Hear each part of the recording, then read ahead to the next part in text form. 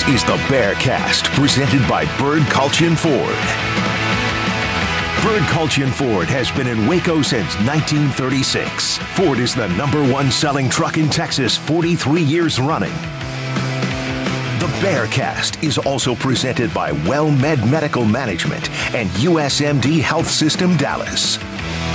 Here's Craig Smoak and Grayson Grundhoefer.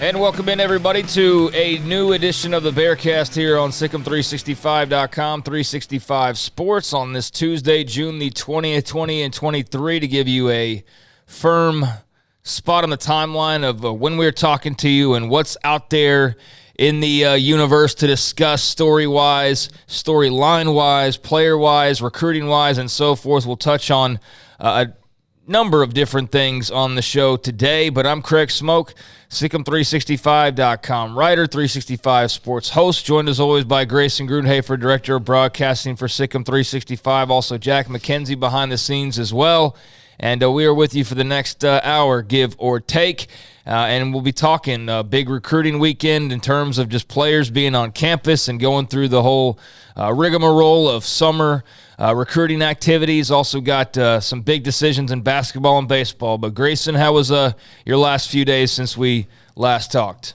Busy, and I gotta say, you know, this Texas heat that I experienced on Saturday in camp. It was like 104 degrees out there, and it was humid. I like walking into McLean Stadium, and it's only like 90 degrees, it said in my car when I walked in there, and the sun wasn't out. It was like cloudy, overcast. I'm like, perfect. I walk into that stadium, just intense humidity, can barely breathe. And then throughout the day, it gets into like 104 degrees. So that was just a reminder that Texas summer is actually finally here weather-wise. Yeah, I don't know if historically it's any different than it has been. I don't pay close enough attention to the weather to know, but I do know there was the other day with like 80, 90% humidity, and I don't remember really feeling that all that often, but had to spend a lot of time outdoors, and I'm feeling it, man. I feel like, I don't know about you, but it's going to take – I need to get to next weekend and kind of catch up. I mean, really, because it zaps you. It zaps the heck out of you, and also just getting older, too. Like, it just does a double whammy on you, so I think there's some of that going on as well. But, yeah, it's amazing. Watch 18-year-olds go 4 hours, out of camp settings in this heat, and we're just trying to stay upright, basically. But, yeah, the Texas heat is here for sure.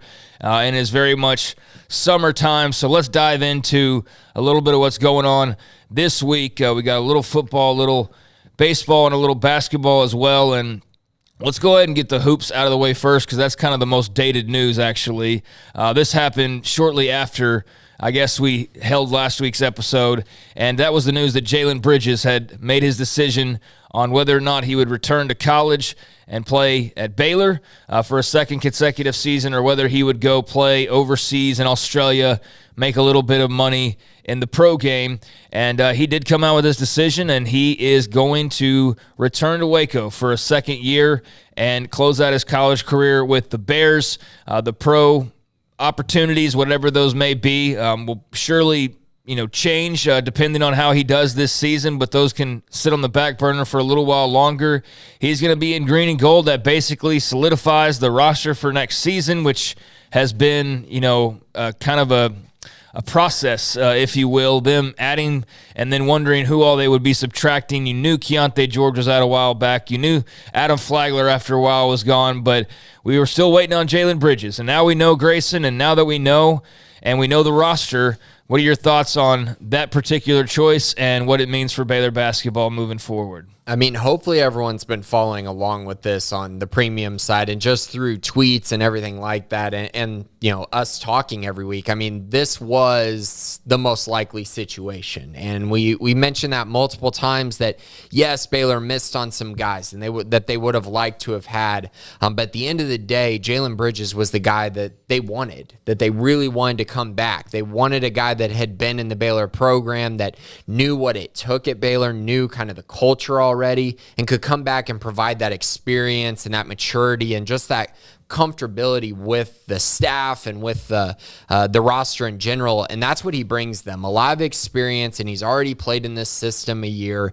I just think he's going to have a great season. And this was an awesome decision by Jalen Bridges, a very important one for Scott Drew and the staff as well, because Bridges really started to come on in the second half of the season. At the beginning of the year, I think a lot of people were talking, is he going to be a huge disappointment? He wasn't playing very well, wasn't shooting the ball well at all. And then the second half of the year, he just played great. And I think he really figured out his role on the team, but also figured out the spots where he could score, picking his spots a lot better, being extremely active on defense and rebounding. This is a perfect fit for what they need on their roster for next year, and is the guy that I think they wanted more than anyone else. So it's huge news for this Baylor basketball team. And I know I tweeted out, this is a top 5, top 10 team now, in my opinion. You can argue, somewhere between 5 and 10, sure, but they're pushing that ceiling a little bit after adding Ray J. Dennis, Jaden Nunn, Yves Missy, adding, a top 10 player in the nation in Jacoby Walter, bringing Everyday John back, getting a guy like Langston Love to return and be another stabilizing force on this roster who's been with them for a while. This is a good team. This is a team that I think is built to be really good next year and to take big steps in the right direction after what I think some people would call a disappointing 2022 year. Yeah, I guess it's in the eye of the beholder. There's definitely some level of disappointment, we were kind of talking before the show. We can debate on like how bad or whatever last year's football season was, but we're going to have varying degrees of how bad it was. And so I guess depends on who you ask about the expectations last year in basketball. But I think for the most part, everybody could kind of agree that, it was an early exit earlier than you wanted, than you planned for, and that you were hoping for. So it'd be nice, to stick around and get back to the Sweet 16, for example, rather than exiting in the first weekend, which, is part of the deal sometimes. But when you're a program that's flying at that level that they are, that's not, you don't want to dip down too often and be bounced in the first weekend, because it kind of stutters your momentum a little bit when you're, previously hanging banners and talking about being amongst the elite. And that's 2 years in a row. Yes, exactly. I know North Carolina was not your average 8 seed. Nobody remembers that, though. I know, they don't. But they weren't. We all know that. They made the run to the national championship, almost beat Kansas. But in general, it's all about how far you go, and you're exactly right. What you remember is where did they lose. And it's been the second round the last 2 years, and that Scott Drew and the staff, they expect better. And I think looking at this roster, it's definitely more built on the defensive side. And I think that's where they're starting to turn things a little bit, try to get back to that defensive mindset that really is what Scott Drew was famous for, honestly, during his first few years in Waco. 15 years. And then we saw the offense kind of change and become more guard oriented. But I do think we're seeing a shift back to the defensive side after what was a really bad year defensively for them. So you mentioned it, they're, guys on their way in, and of course Flagler, George, big losses from last year's roster, but they have retooled. Ray J. Dennis, as you mentioned, coming over from Toledo, getting Jaden Nunn from VCU, and then Miro Little, Yves Missy, Jacoby Walter, all through the high school and, academy recruiting, and then now the big decision and return from Jalen Bridges, joining the likes of D'Antoine Grimes, Langston Love, Josh Ojianwuna, Jonathan Chamwa-Chachua, Caleb Lohner, and that's I guess that's about it. Yeah, as far as the main faces of last year's roster that'll be back this year. So interesting mix of guys, and yeah, I think I saw Kendall Kaut writing that, he wasn't that high on this team, here over the last few months necessarily, as far as how deep of a run they could make or could they win championships. And then he saw the Jalen Bridges decision, and that seemed to certainly maybe alleviate some of his fears, but certainly raise his optimism level. And I think it did that for a lot of people. So good to have Jalen Bridges back, and he's got a lot of potential just to be a better player this year. Was surprisingly good at times last year and showed some flashes of like, well, wait a second, how good can he be in green and gold? And now we'll get an opportunity to see, just how good he can be, because they're going to have more time to maximize his skill set, and he gets more time to work with a really good staff. Yeah, and he's going to be more of a focal point this year. We saw last year they had those 3 guards that just at times, you and I talked about this a ton, the ball just stopped. And they were ball stoppers. And listen, Flagler, great player. Cryer, great player. Keontae George, great player.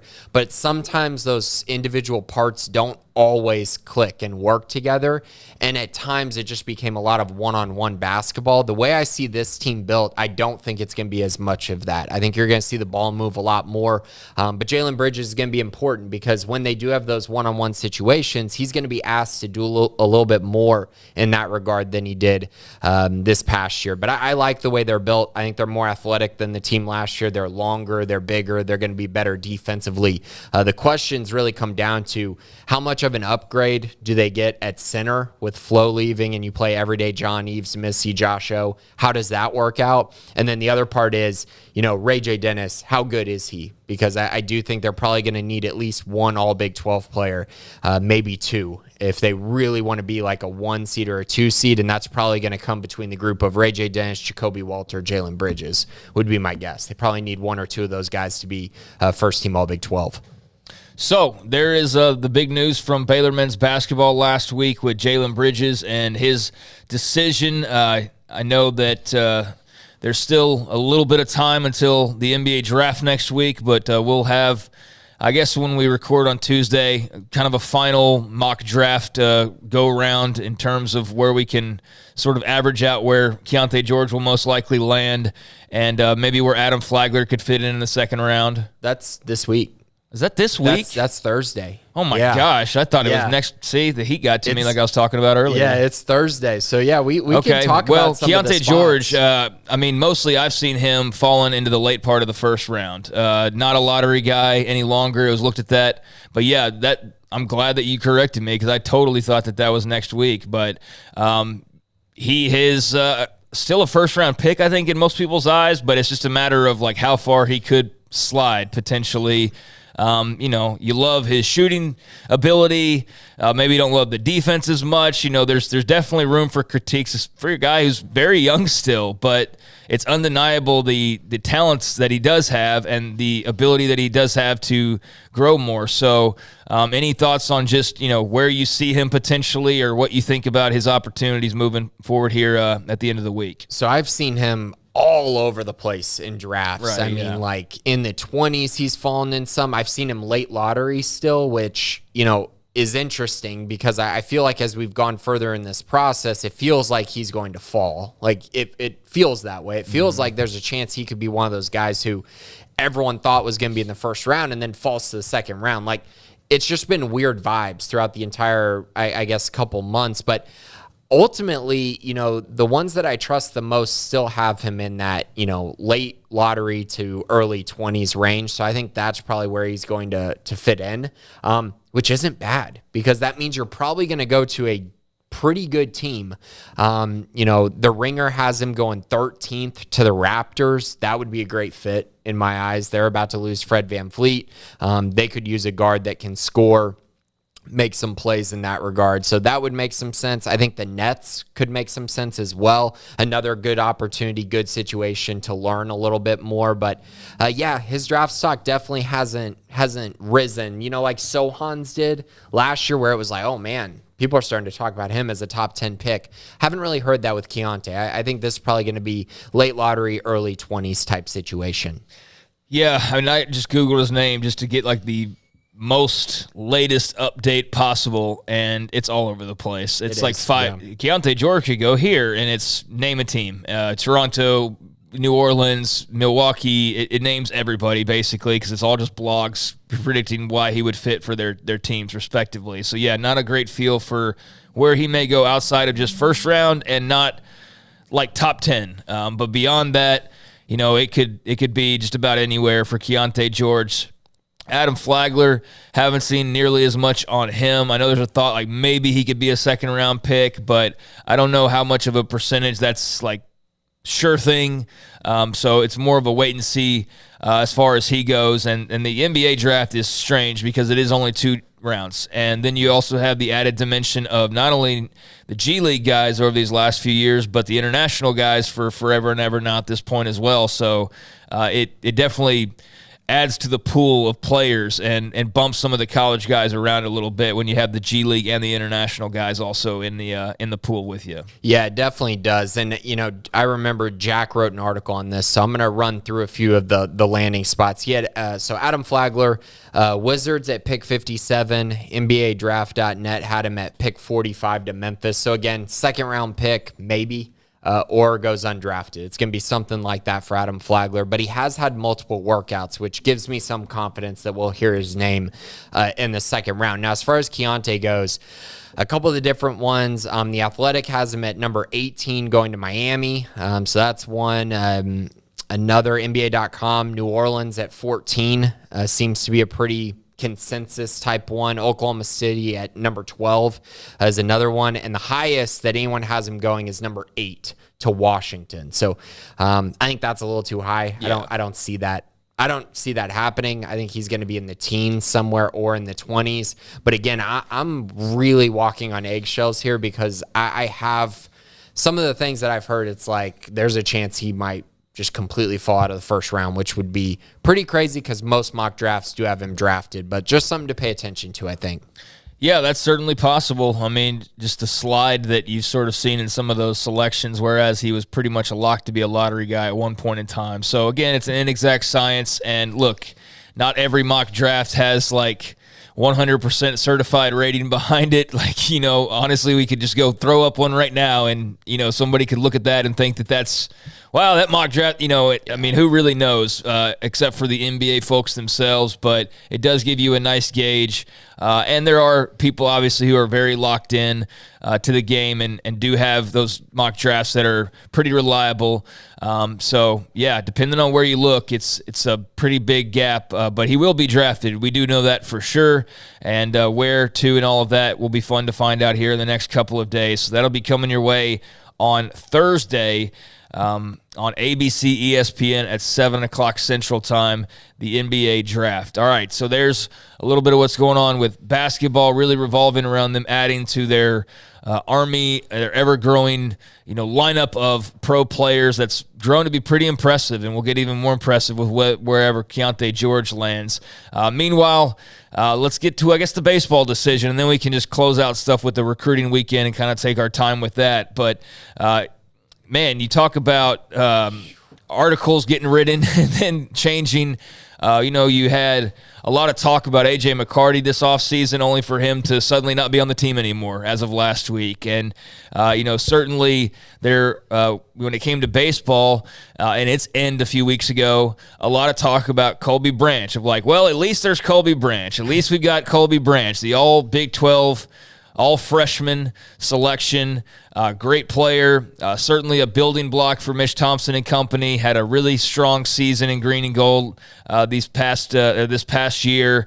And, it was really rough sledding for that team with Mitch Thompson at year number 1, not making the Big 12 baseball tournament. And, also realizing, too, there's no quick solution here. I mean, they can go and recruit as hard as they want, but they're not going to be able to field a team that's suddenly winning the Big 12 title. They can go scrounge together a little bit of NIL money, but it's not going to necessarily match what others are already doing. And so it's a process. But at least you had Colby Branch, right? Mm-hmm. And sure as, come Monday morning, after multiple assurances that, whether it was from him or from, folks like Zach Dillon that Levi talked to or Mitch Thompson, all of the belief that Colby Branch was going to be back. He is, in fact, transferring. And that was broken on Monday that he would be heading out of Waco. Immediately there was speculation about NIL money. And there was also the connection with his brother, who is going to be playing at Oklahoma. And, quite frankly, you get the combination of both of those right there with OU, but don't know where he'll land, although that would make some sense, to join your brother. NIL certainly going to be an opportunity for him as well, and I don't blame anybody for making a little bit of scratch while they can. I mean, shoot, who knows what his future holds? So if there's somebody out there that's offering money, that's all part of the game now.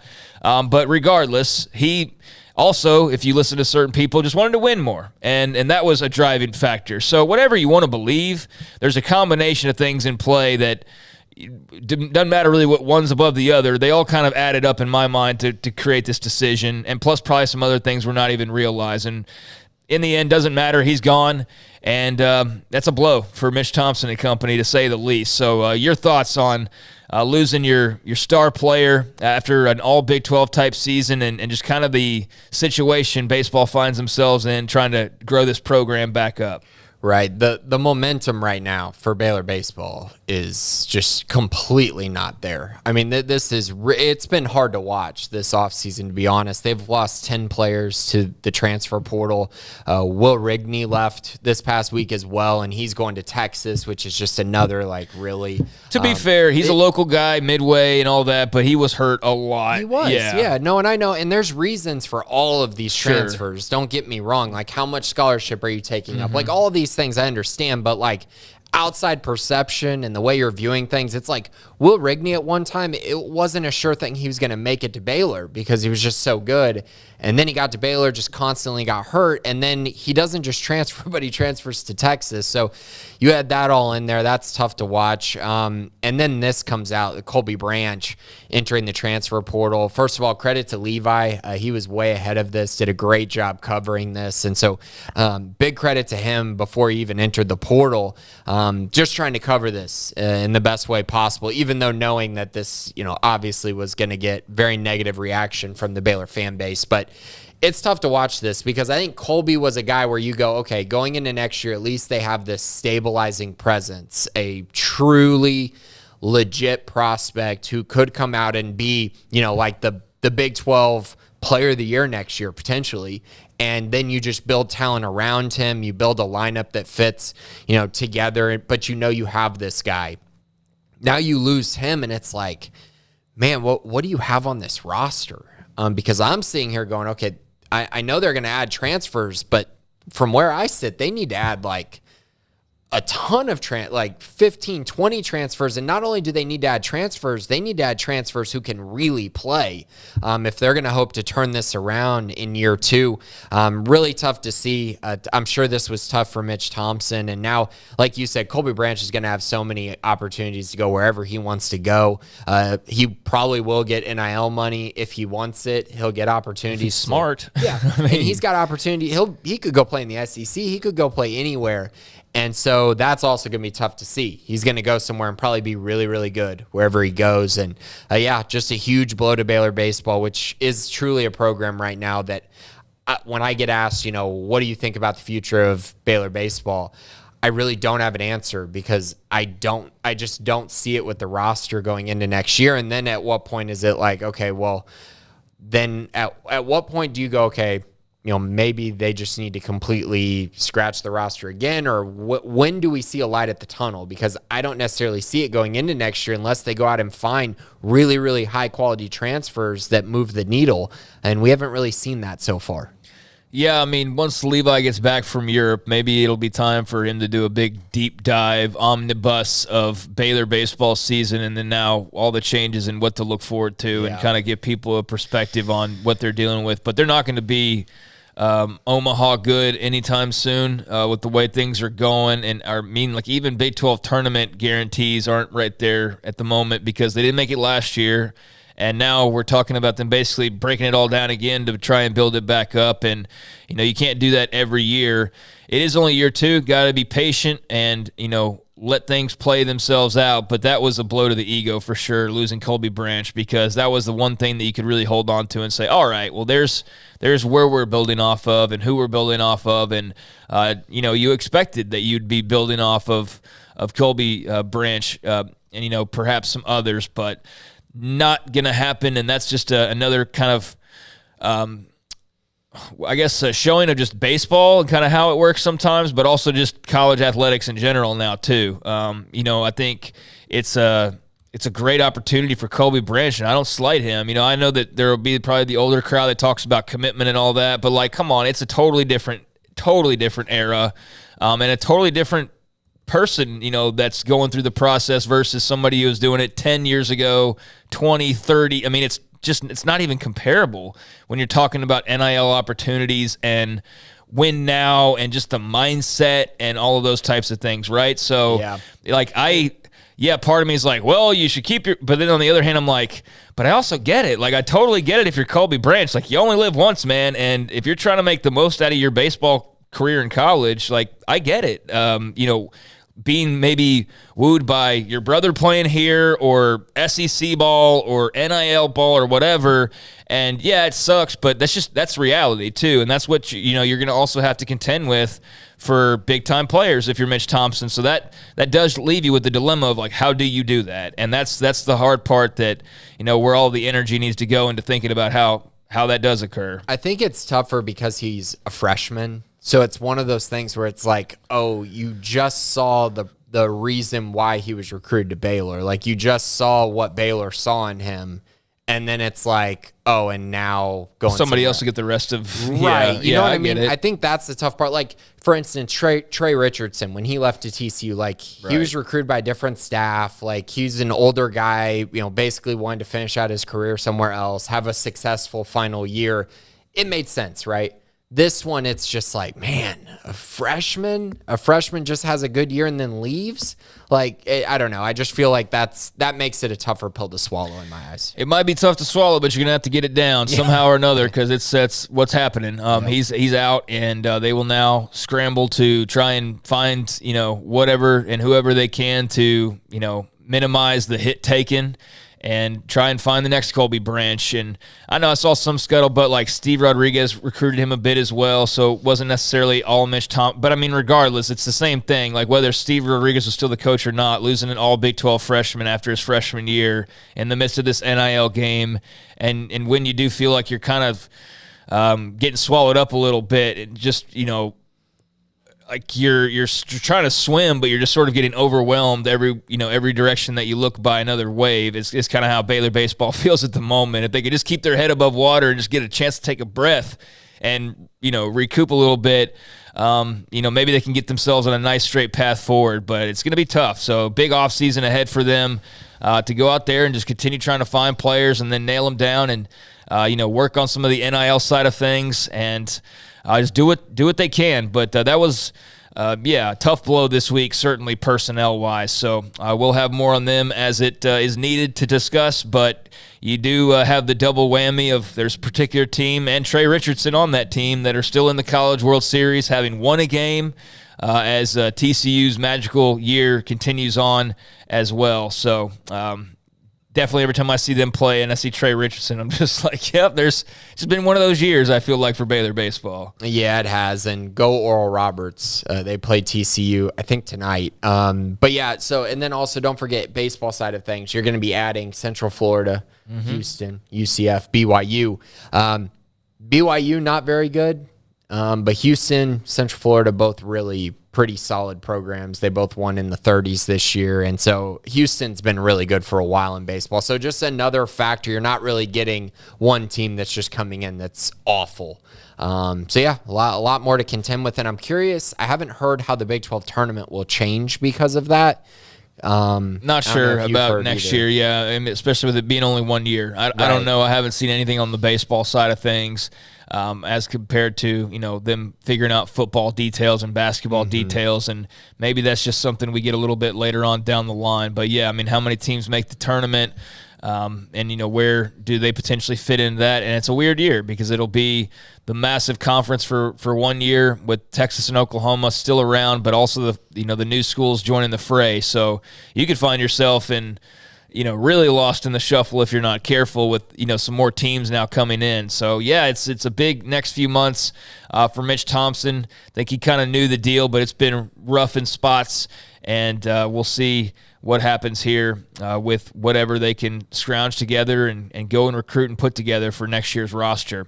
So, and also we'll see where Colby Branch eventually lands, I'm sure, in the near future as well. All right, so good news for basketball, bad news for baseball.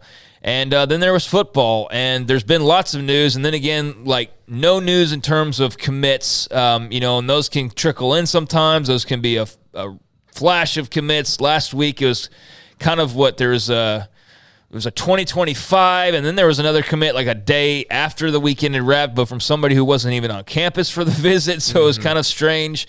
And so far, quiet on the pledge front, but a lot of activity still going on, Grayson. So break down for us big recruiting weekend and, where things kind of sit after another go-around. Yeah, so, Baylor's currently at 3 commits in the month of June for the 2024 class. Then, of course, they got Adam Schobel in the 2025 class. So 4 commits in the month already.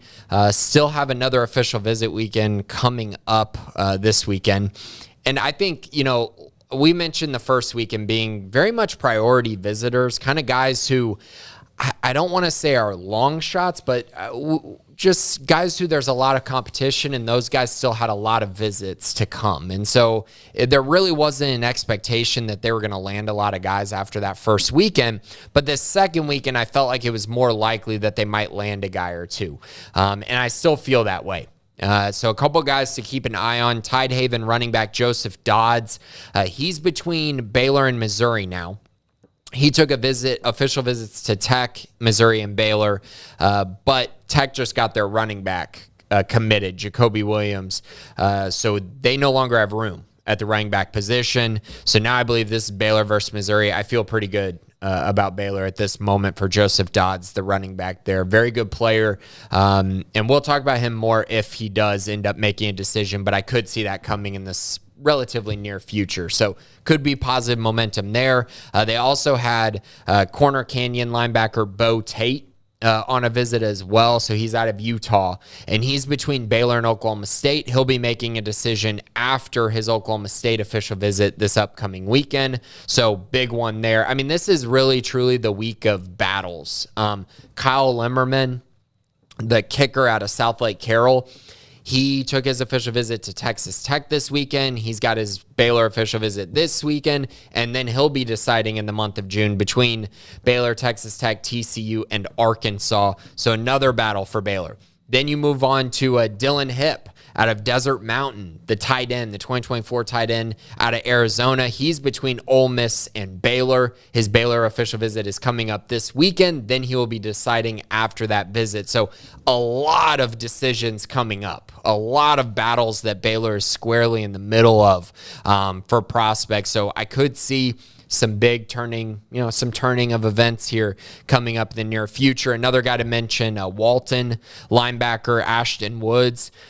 He's out of Georgia. So another out-of-state commit, but another out-of-state guy who's on Baylor's radar, who's been talked about a ton. He was on his official visit this past weekend. He's been a priority for this class, was the first offer by Christian Robinson at the Mike linebacker position. And that relationship with Christian Robinson has been key for him. I kind of see him right now as Baylor versus North Carolina. I think Wake Forest is in the mix as well. But he's a guy who Baylor would love to land. He'd be a huge, huge pickup. He's a 4-star prospect, according to our model on SicEm365.com. So, like I said, a lot of moving parts, a lot of decisions coming up, and a lot of things that could, if they go in Baylor's direction, that could jump this commit number way through the roof. To what are we talking about here? Like 9, 10 guys? 7, 8 guys? So they're at 3 in this class that have committed in the month of June. I think, again, my initial thought was that they'd get somewhere between 6 and 8 by the end of June. I think they can definitely get to that number based on the decisions that are coming up, where I feel they're at right now heading into this weekend, which, again, you're adding multiple visitors who are going to be on campus, who we're going to hear, more about throughout the week. And also guys on this trip in particular have decisions coming up that they need to make. So, a big weekend. I know Mansfield Summit linebacker Kylan Reed, he released his top 3, Oklahoma State, Utah, Baylor. He's on his official visit, so another decision could be coming up for him.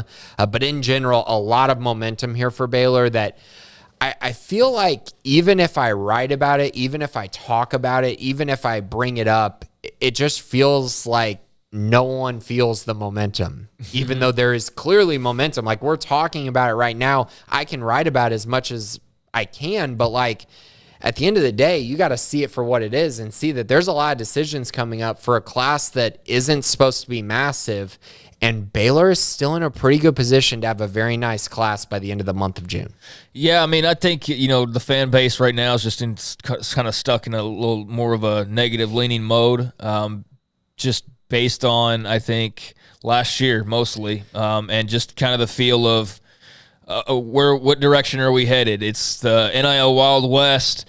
Our opponents are out here going to the playoff, or they're, acting as though they've won 10 titles in a row and, spinning that off into recruiting success. And, it's just, I think that, I don't know how to put my finger quite on it, but we were kind of talking about it before the show. But yeah, there's just like this perception, even if it's not even quite reality. And I don't think anything solves that other than going and winning football games. Mm-hmm. Like, I think that's really the only thing to solve that is to trot that team out there here in a couple months and have them go out there and beat Utah or beat TCU or beat Tech again, or, win 9 games, and then maybe you feel it, because they're just not an outward projecting staff. Like, I know Matt Pallage gets on there sometimes and like, hey, go get them. And, Eric Mateos jumps in and has like some O-line wisdom, but they're not like fireworks and flashing lights and, glitter and all this other extra stuff that you kind of see all over the place now. They're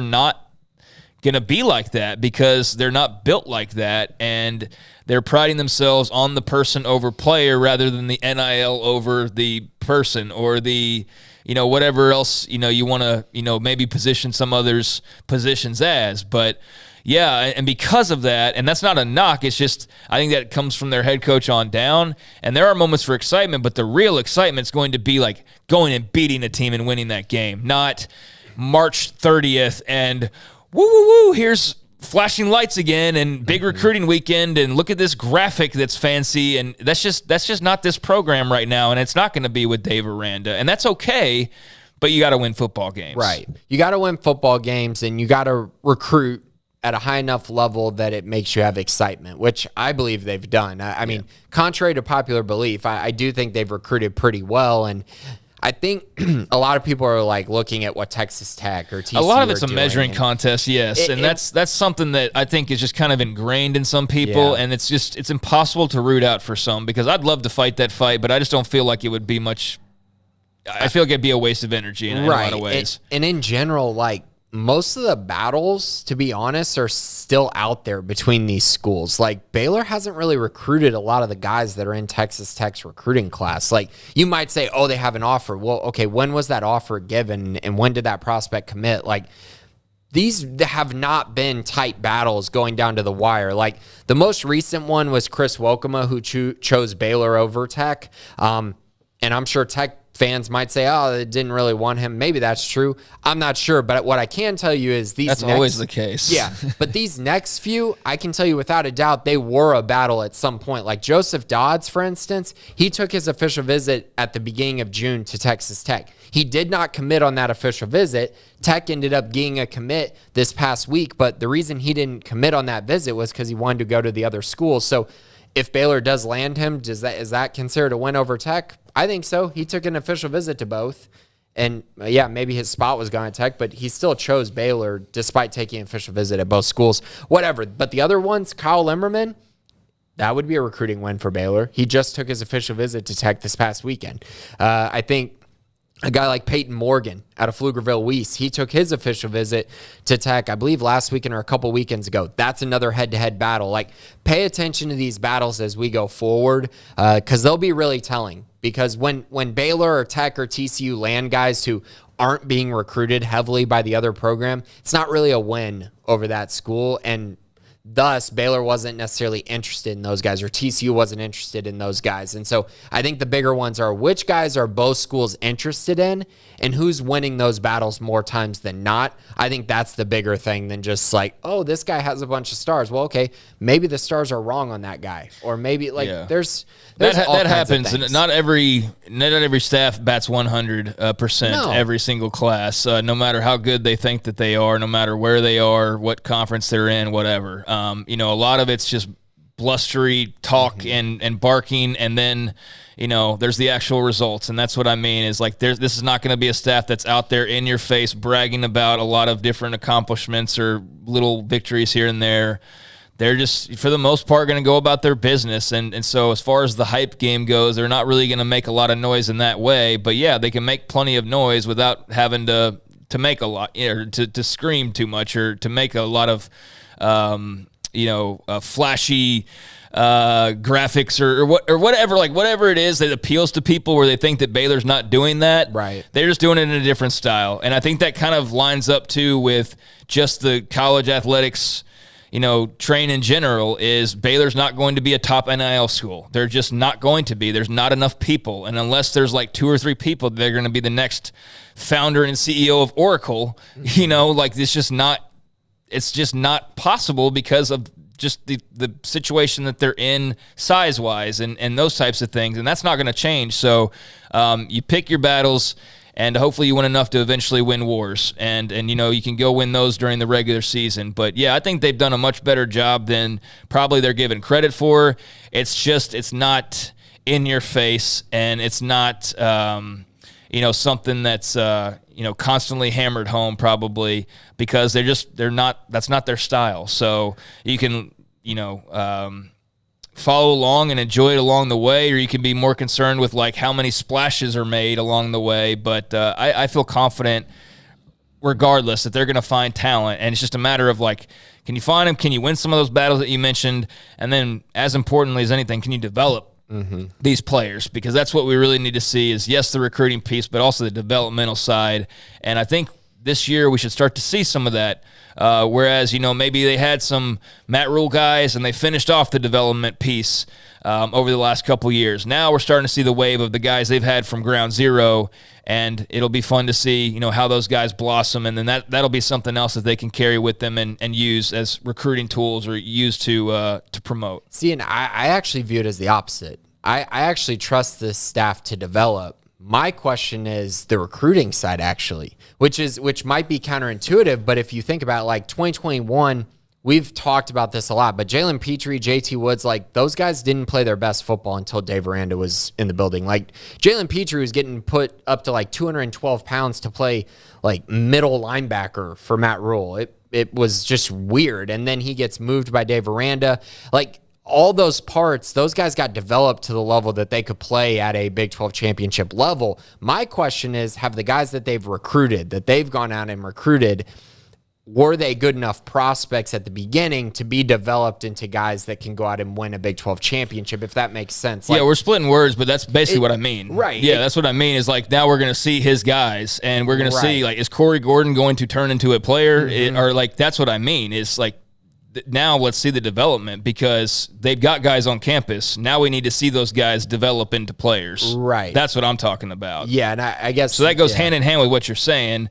They've got the guys. They've landed the players, but are those players now going to blossom into contributors and big-time players? I guess what I'm saying is, where was their starting point? Like, were they actually a good prospect? You know what I mean? Like, to me, that's more of a question. That's more of a question. Was he actually a good was this player an actual good prospect when they took him? Because I trust them to develop good prospects into good players because we've seen that.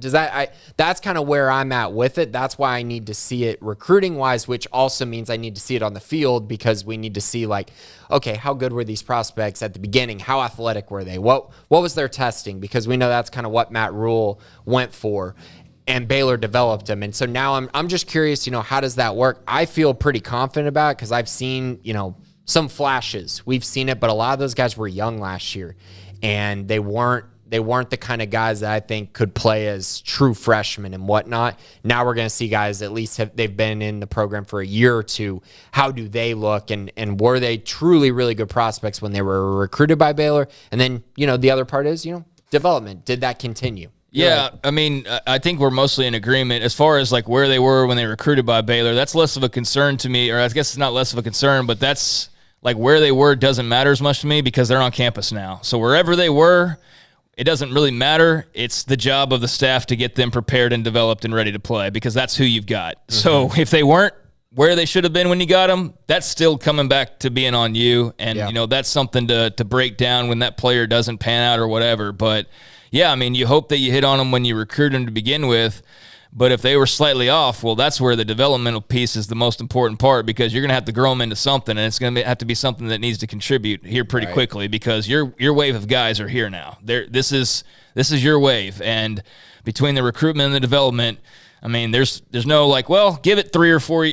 We're not in that kind of world anymore. And now it's time to start seeing if that recruiting and subsequent development can pay off and turn into a replenishment of this roster with a lot of talented guys, and we'll start to see some of that. I think quite a bit of that this upcoming season.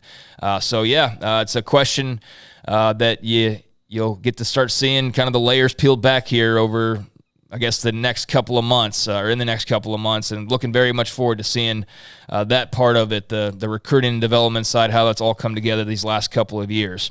All right, anything else from the camps? I know they had the RG3 camp. They've got another camp this weekend. To be clear, last week was specialist camp and the RG3 camp, right? Yeah. And then this week's Saturday, a regular blown high school camp. Mm-hmm. So anything before we dive into the mailbag as far as that goes? No, I mean, they put out 2 new offers last week, so not a ton from the camp, at least. So it wasn't the most talented, wasn't the most loaded camp. To put in perspective, I think they sent out like 11 offers after the first camp. So I expect this one to get a little bit closer to that, maybe 8, 9, 10 type number instead of only 2 that were here this past weekend. But yeah, I mean, this weekend was more about the official visit. Next weekend is going to be more about the official visits as well, as Baylor tries to finish strong here in the month of June. All right, so camp coming up this weekend, and that all continues to roll on along. Behind the scenes, part of that development process is, the weights being lifted and the miles being run over time, the sprints and all the different things, getting guys in shape. Been fun to see kind of the updates that are continuing to pour out from the strength and conditioning side. Doesn't reveal a lot. You just see some of the same names, like the Barrington brothers have clearly been impactful. Garmin Randolph has been on there a couple of times of late. We talked about, just the fact that he's back and working out, but now to see him on there like a couple days in a row is a good sign. To see some of the younger guys that this staff recruited and have been bringing up now the last couple of years, and who will see like how well they've been developed is what we were just talking about. Your Corey Gordons, for example.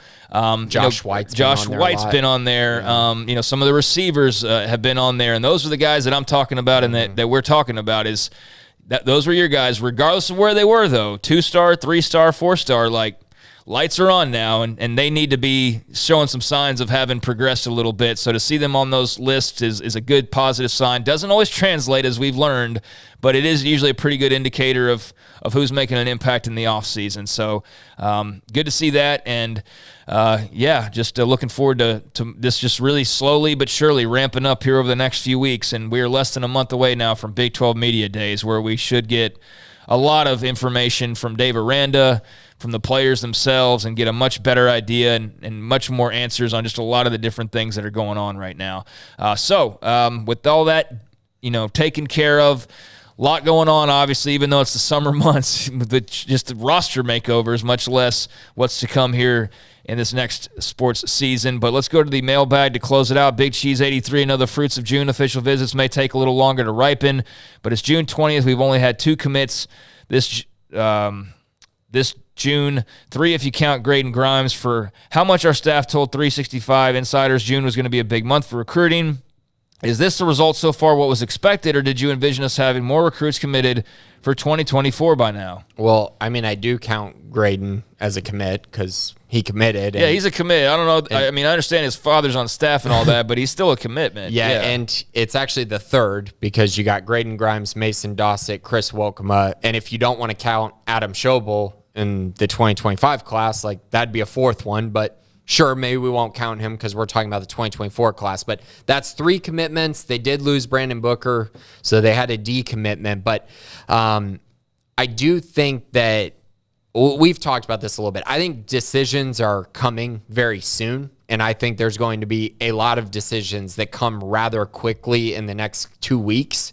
So I expect there to be quite a few more commitments by the time we're done with the month of June, and that's kind of where I'm at. I think this number will get somewhere between 6 and 8, which is what I said we expected at the very beginning of the month. And that wasn't even counting Adam Schobel, who I think counts to that mix. I mean, a 4-star quarterback in the 2025 class. So, yeah, I think they've had a really nice June. I think it's going to get better, and I think you're going to see a little bit more momentum as the month ends, as these guys wrap up their official visits, start deciding where they're going to go. Remember, the month of June was used for 4 official visits for a lot of guys. So their decision wouldn't come till the end of the month, and that's kind of what we're waiting on at this very moment. But yeah, like I've said, I do think there's a misconception out there with where their momentum's at and kind of how they've been recruiting. This is a smaller class, and I think in general they've done a very nice job, and I think the end of the month will show that. Scotty B, do you think that athletes get in their heads too much in that bad way? I saw that with now a former Baylor women's tennis player, Anita Shadiva, who's committed to LSU as a transfer last week, did this past season. She also had issues with her attitude and a lot of point penalties, as well as 2 times where she defaulted matches due to her actions and behavior.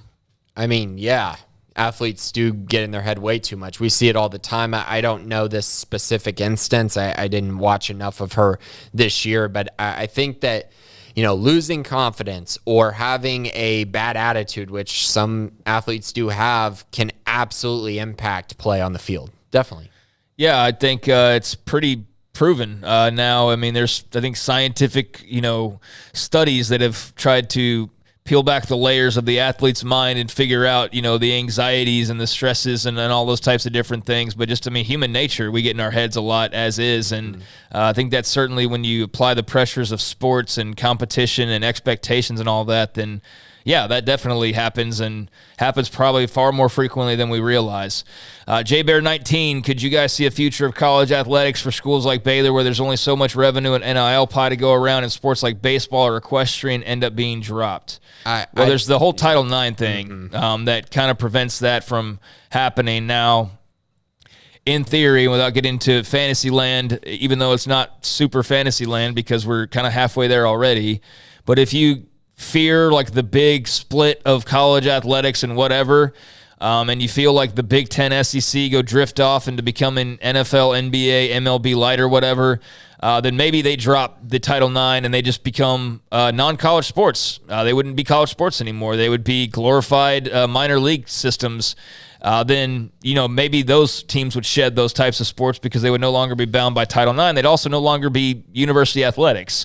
And in that case, I think you'd still see plenty that would just not be able to play in that deep end of the pool, that would remain as is and, probably, be rewarded for, the fallout on the other side of the deal. But that's a what-if scenario. Until then, everybody's under the same rules with Title IX and all of those types of things. So I could see it. I could see a future where some college athletics known programs are no longer college athletics known programs and they're more minor league, to answer your question. And yeah, in that case that would happen, but not legit college athletics. That's not going to be the case where you're seeing that on a regular basis. Right. I mean, that's pretty much exactly where you would go with it. So the answer, I guess the simple answer is no. But there are parts to this where if certain events happen, then you could see it in certain college athletic programs, like you mentioned. So yeah, that's kind of where I'm at as well. There's some rules in place that will kind of keep this from happening. Yeah, I mean, if there's a massive breakaway from the NCAA by the SEC and the Big Ten, and they say we're going to form our own, NFL situation with rules of our own and this, and then yeah, that could happen. But in the current state of things, no, that's not going to happen. Because you have to have the balance of Title IX. What personnel grouping, Barrel of 89 asks, will lead our offense in total snaps this year, 11 or 12 personnel? 11 personnel, in my opinion. I think that they are – I think they're going to give this offense every shot at being explosive while rotating in Drake Dabney and Jake Roberts. You'll see a lot of both, but I think in general 11 personnel will be used more. I also think in some situations they might be – in very competitive games or playing from behind at times, and they're going to have to throw the football and get more weapons on the field. So that's kind of where I'm at.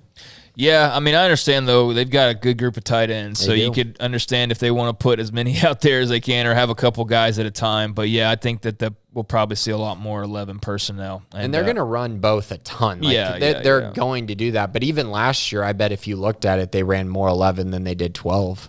especially once they lost Dabney, it became pretty much all 11 personnel. Right. And, there's good talent at tight end, but there can't be an over-reliance at the tight end position. I mean, unless we're talking about Kyle Pitts being out there, and all due respect, they don't have Kyle Pitts on this roster. So, you're going to want to get a lot more involved, and I think we saw plenty of both looks last year. I'm sure we'll see some things we're not quite expecting, just little tweaks here and there. But, I would think with 11, we'd see that more And you often. need them to be healthy, too. And you got Kelsey Johnson. You got 3, but it's a matter of, do you have a 4th one where you feel really good, maybe a Gavin Yates or something like that? A lot of layers to it, but I do think they're too – I feel like they have too many weapons at receiver to not run more 11 personnel. All right, go Bears, go. What are 2 or 3 things that need to happen to right the ship for baseball? Oh, man. And I skipped over Jay Burrow. Yeah, we'll go back to it, but recruiting is the first one. They got to get more talent on this staff, and really they got to get more – not just talent on the roster, but they got to get talented players on the roster who can really play and make an impact immediately. That's the first thing. I think and really that's hitting and pitching. Pitching especially, they need to find an ace or two if they're going to really try to make a run in the Big 12 at all next season. And then I think the second one is they got to keep the good players on their roster. Like a Colby Branch, you got to find a way to keep him on the roster. The good ones. And there weren't a lot of good players from last year's team, but keeping a guy like Colby Branch on would have been nice. So now going forward, guys that you really want in your program that you feel like are big parts of your future, you got to figure out a way to keep those guys. You can't keep seeing this kind of roster turn with guys you actually want on the team. Yeah, I think get NIL organized and get as much into that as you possibly can. That can help solve maybe some of your Colby Branch issues or your just roster issues in general. I don't know how you go about doing that. That's for baseball alums and baseball supporters to figure out along with Mitch Thompson and company. But that sounds, from all indications, like that needs to get a bit of a boost. And just more talent. They need more talent, however they can get it, whether it's NIL, whether it's just superior scouting or whatever it takes, that's within reason. They need more talent, more NIL. Those are some places that I would definitely start. Thank you, Go Bears, go. All right, we're getting short on time, so let's be kind of mindful of that. J Bear 2017, how do the high-level recruiters really feel about person over player mantra of the staff? I hear the mantra in word culture a lot, but it's hard to quantify how much that means in today's game. Is it actually a viable recruiting tool or just something nice to hear for parents, family members in the back of the room? Particularly curious about its value for high-end, difference-maker type of recruits. So how do the high-level recruits, I assume is what's meant here, really feel? I have no idea how recruiters feel about I think they like it. I think it's a good recruiting tool. I think that in general for Baylor, when I talk about culture, when I talk about, their mantra, the biggest thing is it resonates with the recruits that Baylor actually wants to land. I think that's the simplest way to put it. If a player doesn't care about person over a player, doesn't care that the staff values that, then they're not really a good fit for Baylor. And so I think it's a nice tool that, kind of weeds out players. And also it allows you to add players who actually want to be at Baylor and actually care about more things than just NIL or care about more things than just their brand. And I think that's really important. And that's why guys don't want to leave Baylor. Like we've seen that constantly since Dave Aranda's been here. Guys don't want to leave the program. They had transfers this year, but most of those were situations where those guys maybe weren't going to play or they were getting older and need to find a new spot. But young guys who actually have a shot at playing at Baylor, they want to be at Baylor. And so I think it's important that they continue to find guys like that. And so it is a big deal. Now, if you're going to talk about the high-end recruits, so yeah, does the number one player in the country, will it completely change his recruitment, person over player? Probably not. Is Baylor, really ever going to land the number one recruit in the nation? Probably not, unless that guy just has crazy ties to the staff or is a perfect culture fit. And then it could resonate. But in general, yeah, you're probably right. The highest end guys, yeah, maybe it doesn't make a difference in their recruitment, but I do think it's something that's really nice to hear and nice to know about the staff. And they don't just say it, they show it on these visits. It's not going to land you Micah Hudson. It's not going to land you 5 stars, I don't think, because there's too much pull with NIL or, Georgia championship rings or, whatever the case may be. But I think in terms of finding the right culture that you can win with, or type of players for the culture you feel like you can and need or want to win with in Waco and with Baylor in particular, just the style of the school in comparison to who you're comparing them with most of the time when you start talking about other, avenues of recruiting. It's their lane, and it's the one that they've chosen to drive in, knowing that it'd be futile to go and try and compete for every single 5-star and, try and win that race. I mean, it would exhaust every resource and it wouldn't last long. They wouldn't have enough gas in the tank to be able to do that constantly. So I think it's their little carved out angle of the recruiting pie of yeah, we'd love to have great talented players, but there is also a specific type of person and player that we're looking for that's kind of our lane, and that's really where we're going to kind of focus in on. And, if we do that often enough and we bring the right pieces of culture and talent in, then that all is going to come together. And with what we do, once they get here, that will all develop into the end result, which is, winning and having a positive culture beyond just the wins as well. And it doesn't sound sexy, I realize that, but it's the Baylor way with Dave Aranda, and that's the way they're going to operate, and they're not like everybody else, and so it's unique to them, and it's not necessarily in this day and age the coolest thing in the world to flash to a 5-star recruit, but it is going to resonate with some people, and for those that it doesn't, well, it just wasn't the place for them, and they'll have to deal with how to make up for that with somebody else who is more of their style or more of their type of person. So, yeah, I don't think it helps with every case and probably hurts in some, but it definitely eventually lands you the guys you feel like are going to fit in, and you have less to worry about maybe attrition-wise down the line because of those cultural fits. All right, Brick Park, are there any updates on the current available scholarships in football? I guess A.J. McCarty being dismissed gave us an available one. Yeah, and I've mentioned this a couple times that there was a spot that was going to be open due to this. I've mentioned it on the site, mentioned that the staff has looked into JUCO prospects a little bit. They've had some JUCOs on campus for camps, and then a couple transfers that they've looked at as well. So, yeah, I think they have a spot available. I believe it's only one right now. But who knows? Maybe it gets up to two spots in the somewhat near future. But yeah, 1, 2, they have a little bit of wiggle room now. What does Armani Winfield need to do to get on the field more? How does the return of Javon Gibson factor into competition for the third wide receiver spot? Yeah, Armani just needs to get more consistent, and especially contested catches, those tough catches. He needs to continue to get more consistent there and stay healthy. He's had some not lingering, but just, an injury here, an injury there. And a lot of these guys in the wide receiver core, I feel like have had that. Jordan Neighbors had it. Monterey Baldwin has definitely had it. So that's going to be big for Armani, just developing. And I mean, to be honest, if you want the simplest thing, he's going to have to beat out Hal Presley if he wants to get on the field more. Because I don't think he's being out Keytron. He doesn't play the same role as Monterey Baldwin. So it's really Hal Presley or Armani Winfield. And, of course, Josh Cameron is in that mix as well. Now, as far as the return of Javon Gibson, I don't think he's going to factor in much into that race. I think Cameron, Winfield, and Presley are ahead of Gibson at the moment. You also have Neighbors, Monterey Baldwin, and Keytron Jackson. All of those guys I view as ahead of Javon Gibson right now.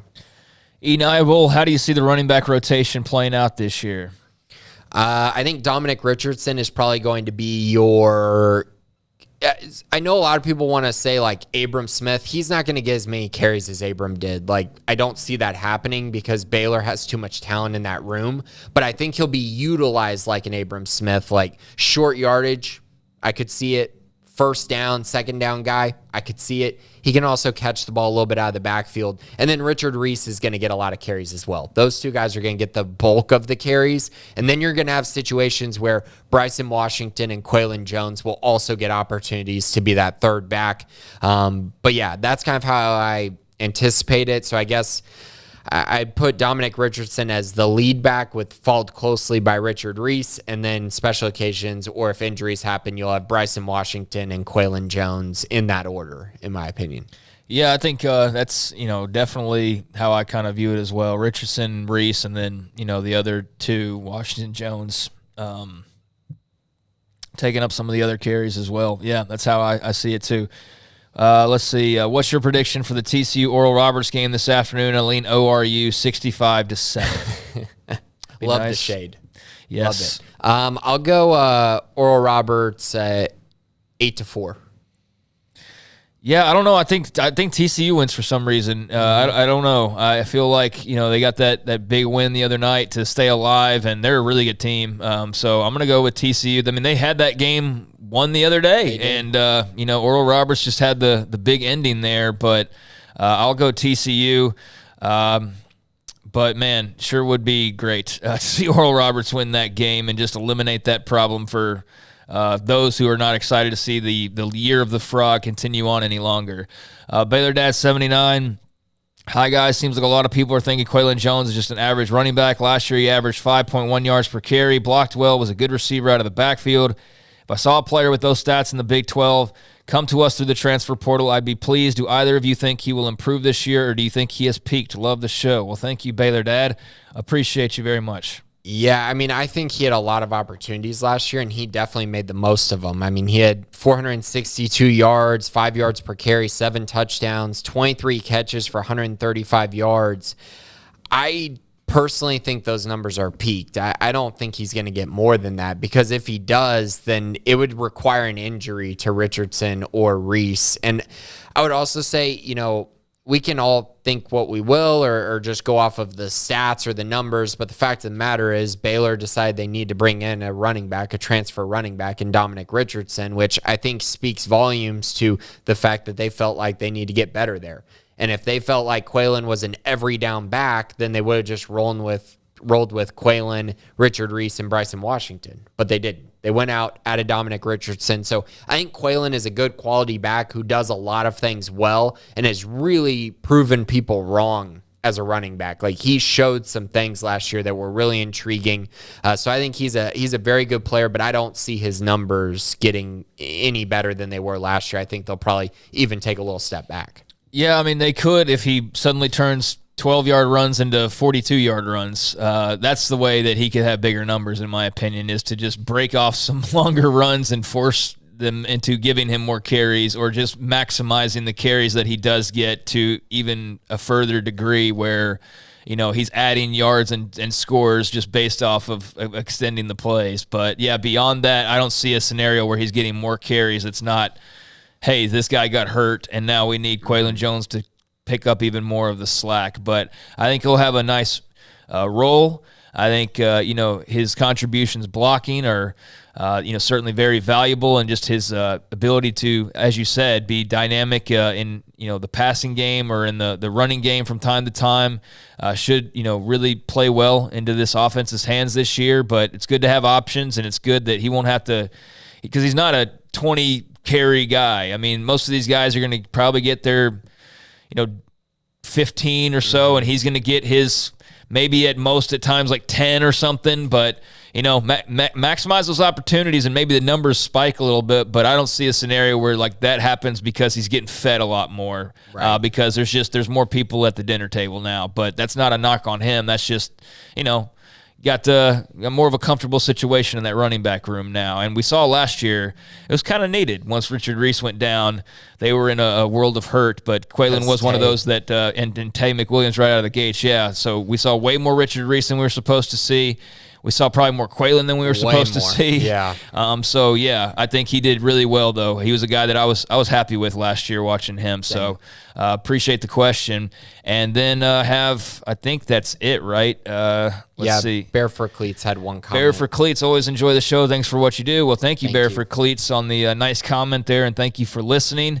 And that will wrap up what we do, at least as far as this week goes. NBA draft, we'll be able to discuss where Keontae George and potentially Adam Flagler went next week. Obviously, another recruiting weekend as well. And who knows as far as anything else. Like, we weren't expecting the Colby Branch news, and that popped this week. So always we'll be on the lookout for stories like that too. But in the meantime, Grayson, anything for the folks out there? No, just be sure, if you're not a premium subscriber, please become one. We have all kinds of content, news, notes, especially recruiting, basketball, football, all kinds of stuff on the premium side. And of course, 365 Sports Monday through Friday. I know y'all are probably going through deep dive right now in the summer, so I know that's an important time for y'all as well with college football going on. Yeah, it's probably the least fun time of the year in some ways because everything's kind of like the quiet before the storm, and yet there's a lot of like lightning thunder strikes though with realignment and just recruiting and things like that. So the Bob Huggins story out of nowhere, there's always things like that. So yeah, definitely have still plenty to talk about.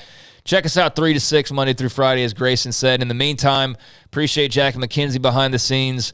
Thank you to Grayson Grundhoefer. I'm Craig Smoak. We'll talk to you next Tuesday. This has been the Bearcast on SicEm365.com. 365 Sports.